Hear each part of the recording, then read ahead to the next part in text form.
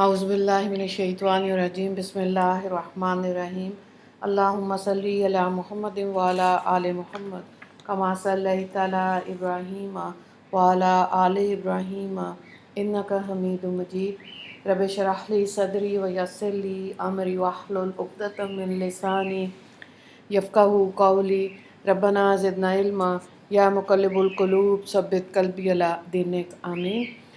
اسلامی تعلیمات قرآن و حدیث کی روشنی میں 10/12 اور آج کی تاریخ ہے 22 ربیع الاول۔ عنوان نمبر 1، اسلامی تاریخ حضور صلی اللہ علیہ وآلہ وسلم کی آمد کی بشارت۔ حضور صلی اللہ علیہ وآلہ وسلم سے پہلے جتنے انبیاء کرام گزرے، ہر ایک نے اپنی قوم کو آخری نبی حضرت محمد صلی اللہ علیہ وآلہ وسلم کی آمد کی خبر دی ہے، اور آپ صلی اللہ علیہ وآلہ وسلم کی مختلف نشانیاں بتا کر آپ صلی اللہ علیہ وآلہ وسلم پر ایمان لانے کا عہد لیا ہے۔ چنانچہ 1000 تبدیلیوں کے باوجود آج تک تورات انجیل میں وہ علامات اور نشانیاں موجود ہیں جو آپ صلی اللہ علیہ وآلہ وسلم کی ذات گرامی میں موجود تھیں۔ خود تورات اور انجیل والے بھی اس حقیقت سے خوب واقف ہیں، جیسے کہ اللہ تعالیٰ فرماتے ہیں کہ جن لوگوں کو ہم نے کتاب و تورات اور انجیل دی، وہ رسول اللہ صلی اللہ علیہ وآلہ وسلم کو ان کتابوں میں بیان کردہ نشانیوں کی بنا پر اپنے بیٹے کی طرح خوب پہچانتے ہیں، مگر اس کے باوجود ان میں سے ایک جماعت جان بوجھ کر حق بات کو چھپاتی ہے۔ سورہ البقرہ آیت نمبر 146۔ اسی طرح قرآن میں ہے کہ حضرت عیسیٰ علیہ السلام نے فرمایا، اے بنی اسرائیل، میں تمہارے پاس اللہ کا بھیجا ہوا آیا ہوں، مجھ سے پہلے جو تورات ہے میں اس کی تصدیق کرتا ہوں، اور اپنے بعد آنے والے ایک عظیم الشان نبی کی خوشخبری دیتا ہوں جن کا نام احمد ہے۔ سورہ صف آیت نمبر 6۔ ایک مرتبہ خود حضور صلی اللہ علیہ وآلہ وسلم نے فرمایا، میں اپنے باپ حضرت ابراہیم علیہ السلام کی دعا اور حضرت عیسیٰ علیہ السلام کی بشارت ہوں۔ بہقی نے اس کو روایت کیا۔ عنوان نمبر 2، حضور صلی اللہ علیہ وآلہ وسلم کا معجزہ۔ حضرت ابو ذر رضی اللہ تعالیٰ عنہ کے بارے میں پیشن گوئی۔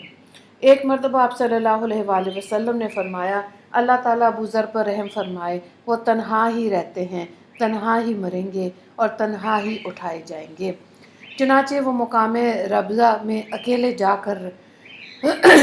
کر رہے، وہیں تنہائی کی زندگی گزاری اور وہیں وفات پائی۔ ان کے بعد اس وقت ان کی بیوی اور غلام تھا۔ بہقی کی روایت ہے۔ عنوان نمبر 3، ایک فرض کے بارے میں جماعت کے ساتھ نماز پڑھنا۔ رسول اللہ صلی اللہ علیہ وآلہ وسلم نے فرمایا، مردوں کو جماعت چھوڑنے سے رک جانا چاہیے، ورنہ میں ان کے گھروں میں آگ لگا دوں۔ ابن ماجہ کی روایت ہے، اور حضرت اسامہ بن زید رضی اللہ تعالیٰ عنہ اس کے راوی ہیں۔ مفہوم یہ ہے کہ جماعت چھوڑنے والوں کے لیے حدیثوں میں بہت سخت وعیدیں بیان کی گئی ہیں، اس لیے تمام مسلمان مردوں پر جماعت کا اہتمام کرنا بہت ضروری ہے۔ عنوان نمبر 4، ایک سنت کے بارے میں مغفرت اور طلب رحمت کی دعا۔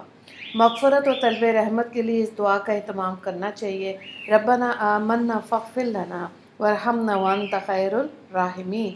ترجمہ: اے ہمارے پروردگار، ہم ایمان لے آئے ہیں، لہٰذا ہماری مغفرت فرما دیجیے اور ہم پر رحم فرمائیے، بے شک آپ بڑے ہی مہربان ہیں۔ سورہ مومنون آیت نمبر 109۔ عنوان نمبر 5، ایک اہم عمل کی فضیلت، والدین کے لیے دعائیں کرنا۔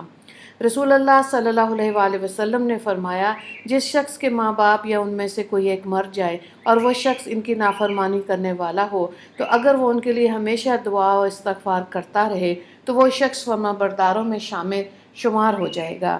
بہقی کی روایت ہے، اور حضرت انس رضی اللہ تعالیٰ عنہ اس کے راوی ہیں۔ عنوان نمبر 6، ایک گناہ کے بارے میں، نقصان کے بعد کی آسانیوں پر اترانا۔ قرآن میں اللہ تعالیٰ فرماتا ہے، جب ہم لوگوں کو نقصان پہنچانے کے بعد اپنی رحمت کا مزہ چکھاتے ہیں تو وہ ہماری نشانیوں کے بارے میں بھی شرارت کرنے لگتے ہیں، یعنی موجودہ آسانیوں میں پڑھ کر گزری ہوئی مصیبتوں کو جھٹلاتے ہیں اور مذاق اڑاتے ہیں، جبکہ انہیں ان نشانیوں سے عبرت حاصل کرنی چاہیے۔ سورہ یونس آیت نمبر 21۔ عنوان نمبر 7، دنیا کے بارے میں، آخرت کی کامیابی دنیا سے بہتر ہے۔ قرآن میں اللہ تعالیٰ فرماتا ہے، تم لوگوں کو جو کچھ دیا گیا ہے وہ صرف دنیاوی زندگی برتنے کا سامان ہے، اور جو کچھ اجر و ثواب اللہ کے پاس ہے وہ اس دنیا سے کہیں زیادہ بہتر اور باقی رہنے والا ہے۔ سورہ شعراء آیت نمبر 36۔ عنوان نمبر 8، آخرت کے بارے میں، جنت اور جہنم کا ایک ایک قطرہ۔ حضرت انس رضی اللہ تعالیٰ عنہ کی روایت ہے، رسول اللہ صلی اللہ علیہ وآلہ وسلم نے فرمایا، اگر جنت کا ایک قطرہ تمہاری اس دنیا میں تمہارے پاس آ جائے تو ساری دنیا کو میٹھا کر دے، اور اگر جہنم کا ایک قطرہ تمہاری دنیا میں آ جائے تو ساری دنیا کو تمہارے لیے کڑوا کر دے۔ عنوان نمبر 9، طب نبوی سے علاج، انجیر سے علاج۔ رسول اللہ صلی اللہ علیہ وآلہ وسلم نے فرمایا، انجیر کھاؤ کیونکہ یہ بواسیر کو ختم کرتا ہے، جوڑوں کے درد میں مفید ہے۔ حضرت ابو ذر غفاری رضی اللہ تعالیٰ عنہ کی روایت ہے۔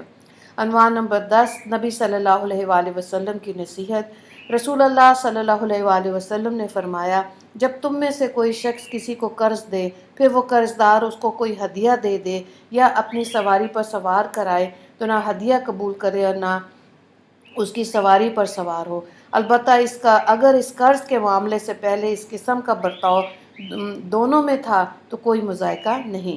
ابن ماجہ کی روایت ہے اور حضرت انس رضی اللہ تعالیٰ عنہ اس کے راوی ہیں۔ وآخر دعوانا ان الحمد للہ رب العالمین۔ اللہم اغفر للمسلمین والمسلمات والمؤمنین والمؤمنات۔ السلام علیکم ورحمۃ اللہ وبرکاتہ۔